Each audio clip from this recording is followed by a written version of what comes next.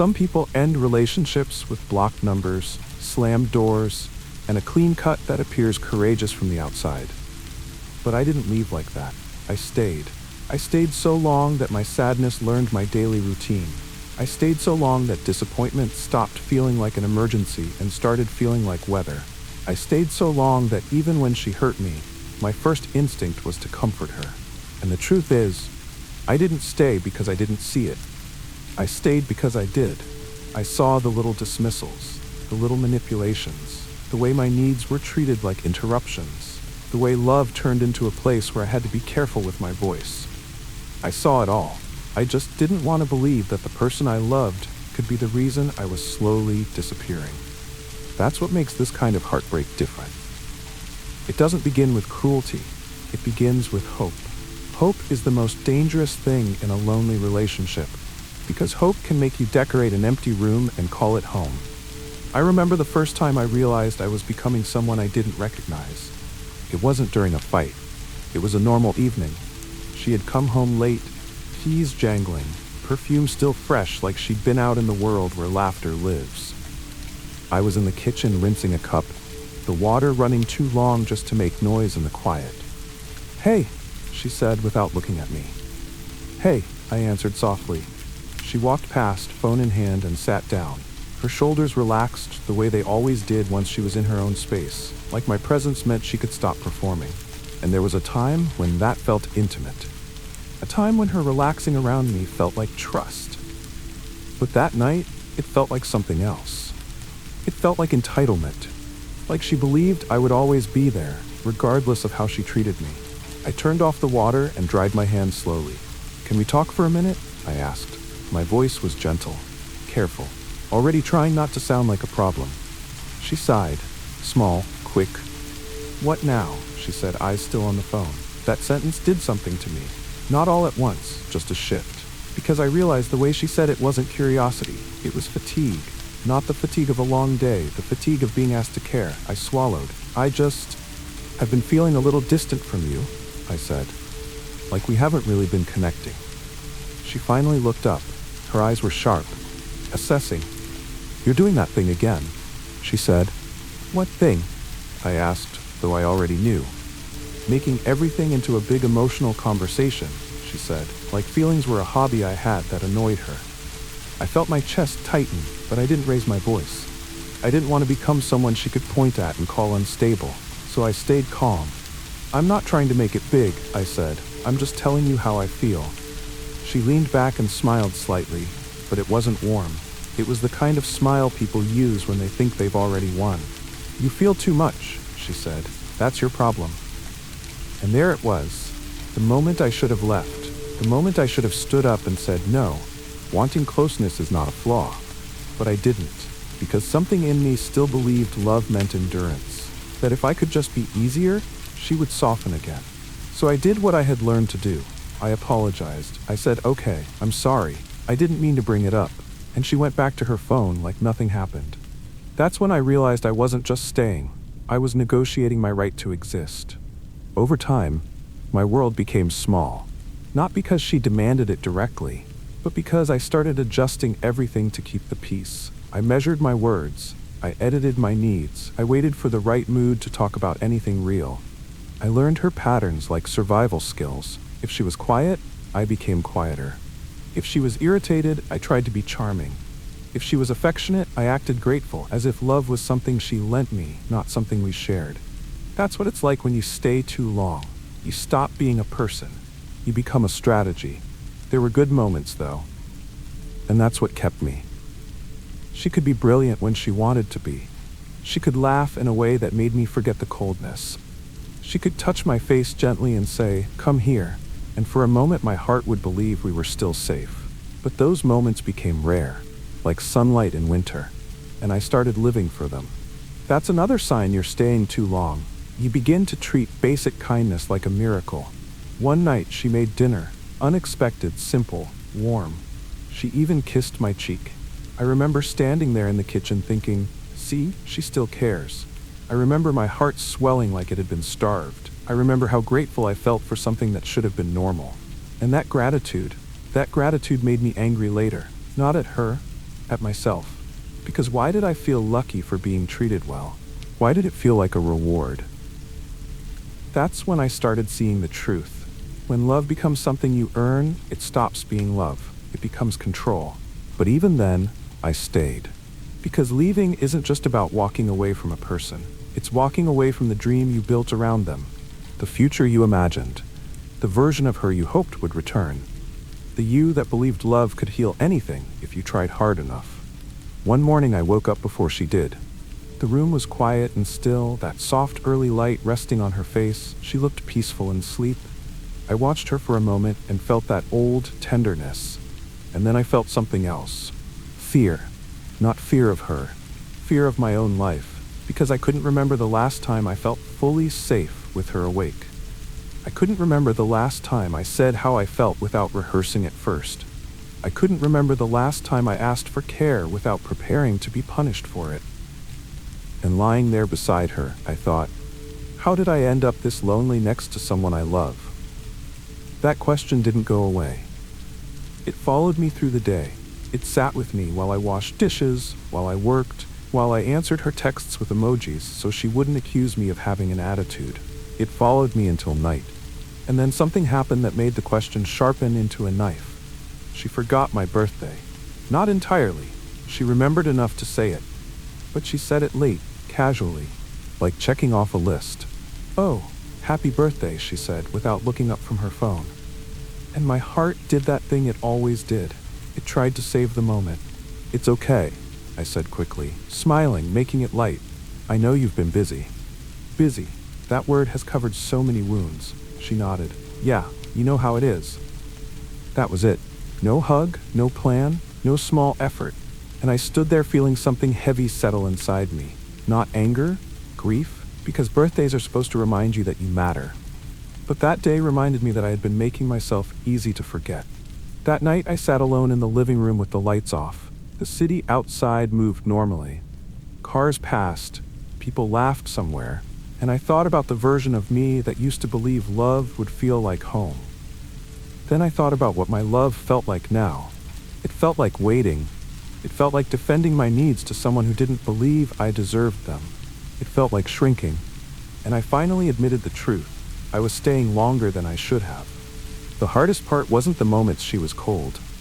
The hardest part was the moments she was kind again.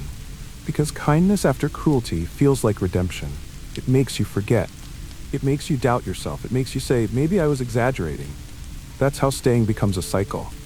Not because you're weak, because you're human. And you want to believe the person you love will choose you again. She started doing this thing. She would hurt me, subtly, quietly, and then later she'd be sweet.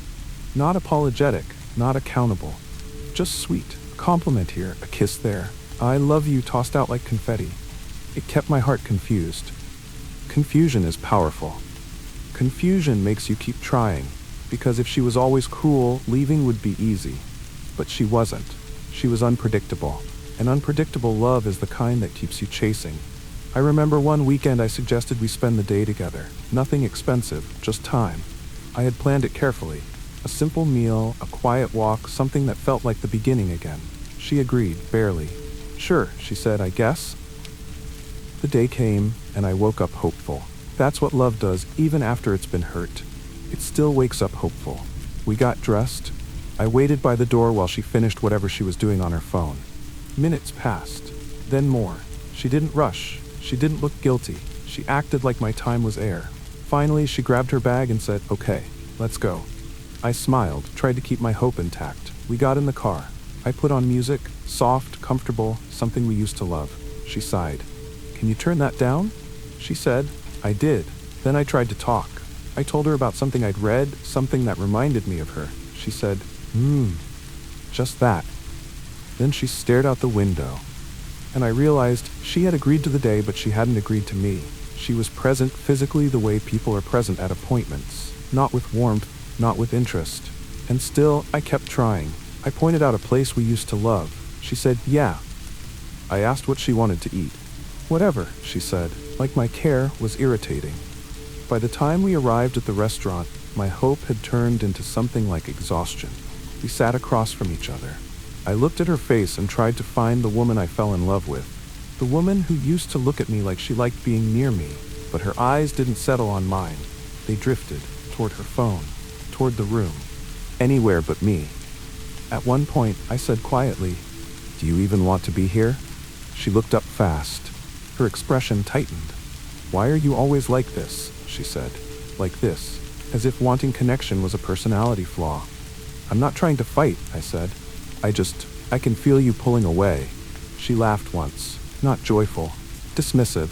"You're too sensitive," she said. "You read into everything." Then she leaned forward and lowered her voice like she was about to say something wise. "Not everything has to be deep," she said. I stared at her, and in that moment, I realized something devastating.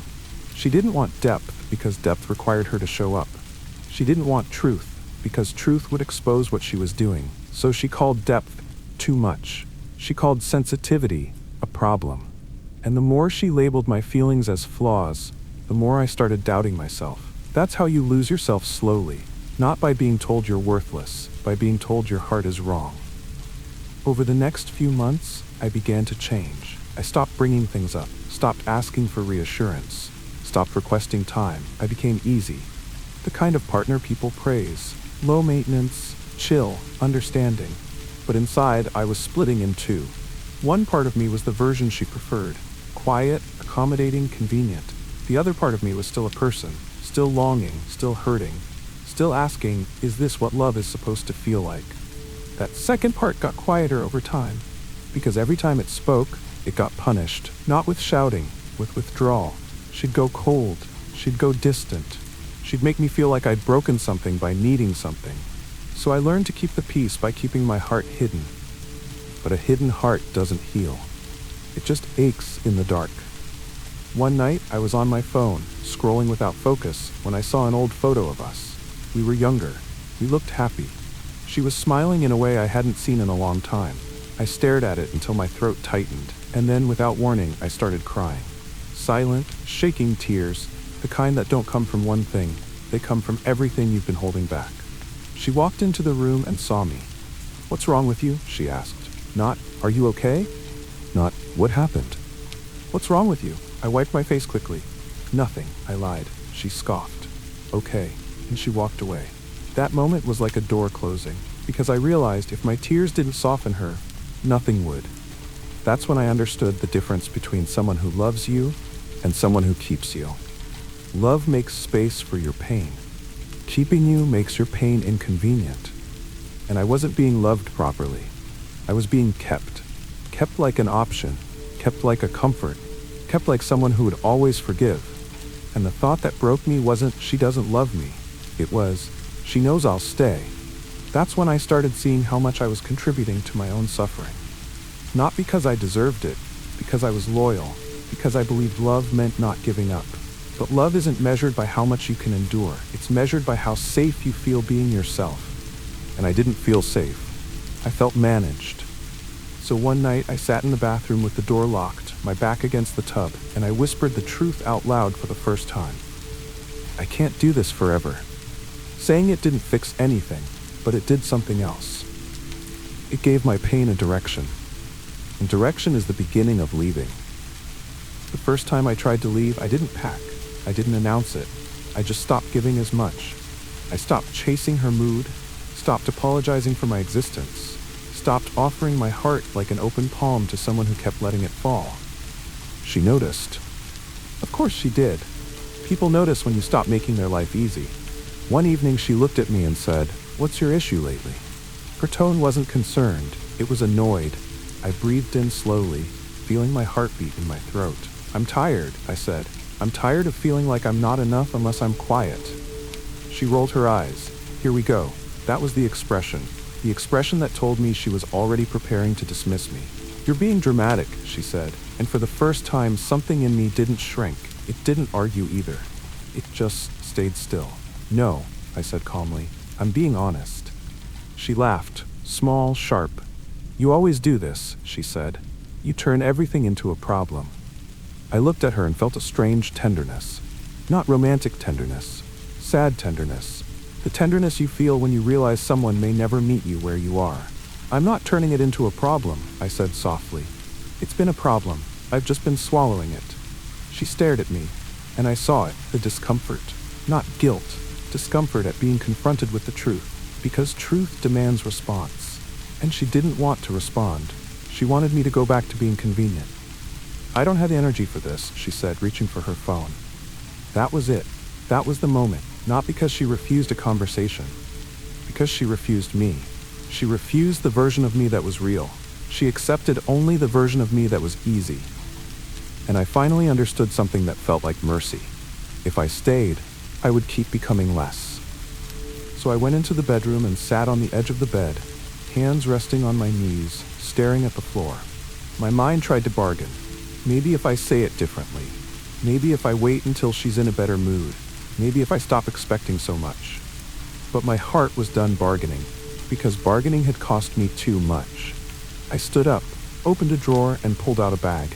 Not to punish her, not to scare her, because I needed to see myself doing it, even if I didn't leave that night. I needed proof that I could. She came into the doorway. "What are you doing?" she asked. I looked at her, and for a moment I almost apologized. That reflex was still there, the reflex to keep the peace.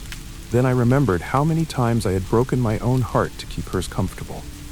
"I'm packing," I said quietly. Her face hardened. "So you're leaving me now?"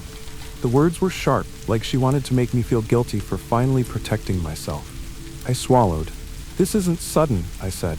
"It's just new that I'm finally listening to myself." She scoffed. "Wow." I kept packing. Shirts, a book, toiletries. Each item felt surreal, like I was pulling pieces of my life out of a dream. She watched me like she couldn't believe I was serious. "You're going to regret this," she said. That sentence used to terrify me. This time it didn't, because I realized something. I had already been regretting staying. For months. For years, maybe. I paused and looked at her. "I already regret what I've lost in myself," I said softly. "I don't want to lose more." She didn't respond. "No, I'm sorry. No, let's fix it.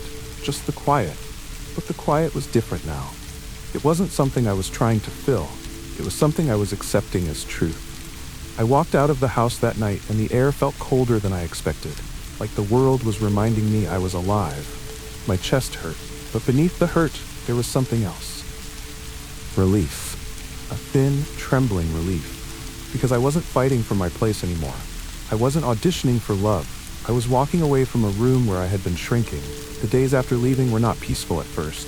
They were full of ghosts, my phone buzzing and my heart leaping before I remembered, passing places that held memories, waking up and reaching for a presence that wasn't there. I missed her, not always her reality. Often, I missed my dream of her. That's what hurts. You don't just grieve a person, you grieve the future you wrote in your head. But slowly, so slowly it was almost invisible, my body began to soften. I stopped waking up anxious. I stopped monitoring someone else's mood for survival. I stopped rehearsing my feelings before speaking. One morning I noticed something small.